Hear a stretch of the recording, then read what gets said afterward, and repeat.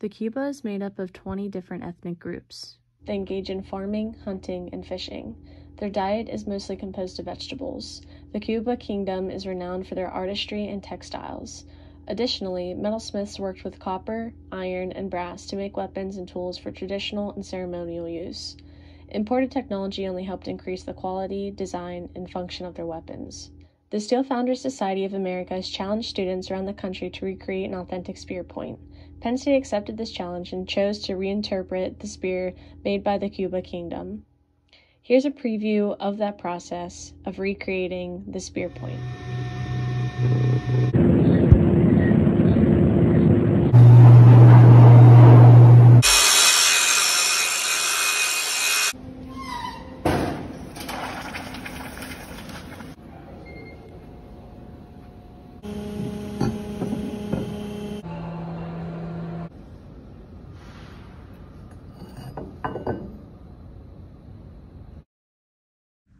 Hosted by the SFSA, this is a project video encompassing the process from design conception to final product of an African spear point for the SFSA 2023 Cast in Steel competition. The team from Penn State is made up of 3 industrial engineers, Sarah Lemish, Madeline Van Dorp, and Bryn Goldman. The team's faculty advisor is Dr. Robert Voigt, and the foundry partner is McConway and Torley. The team was able to achieve a spear point from the idea of this to this. The team's casting design can be split up into 4 sections.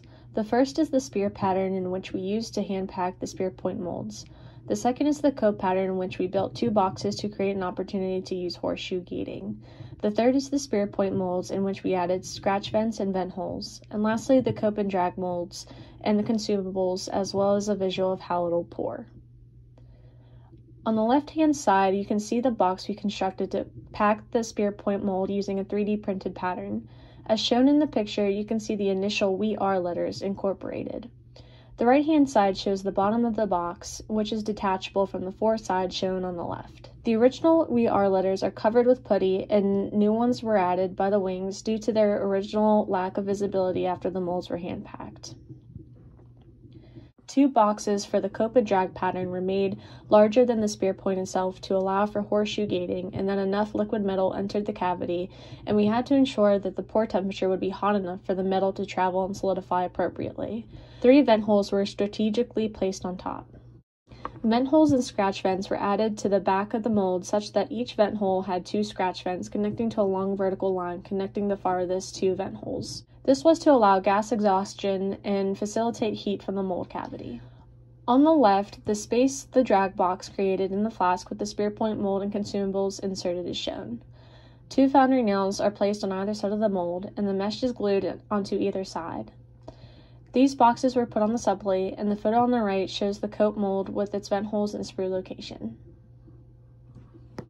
This is a video of an M&T employee inserting the spear point mold into the drag mold.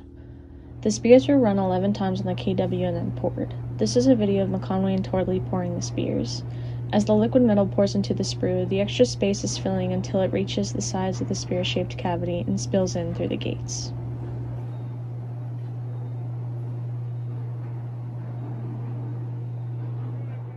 Initially, the spear points weighed around 3.8 pounds, with 0.6 pounds of excess weight due to the handle being casted solid. Our first step was to cut a tapered hole in the handle of the spear so that the Libman handle could be inserted. This was done by putting the spears on a lathe using a 4-jaw chuck.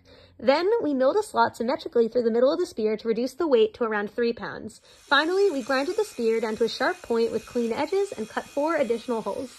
Then, to heat treat it, we set the spear in a furnace to 1,500 degrees Fahrenheit for 30 minutes and quenched it in hot water, which was at about 140 degrees. Then, we tempered it in an oven at 400 degrees for another 30 minutes in order to get the desired toughness and durability. After quenching, tempering, finishing, and grinding, the final weight and length of the spear was 2.164 pounds and 13 3/16 inches long. The tapered holes on both handles were cut precisely enough that hitting the Libman handle on the ground was enough for a perfect fit.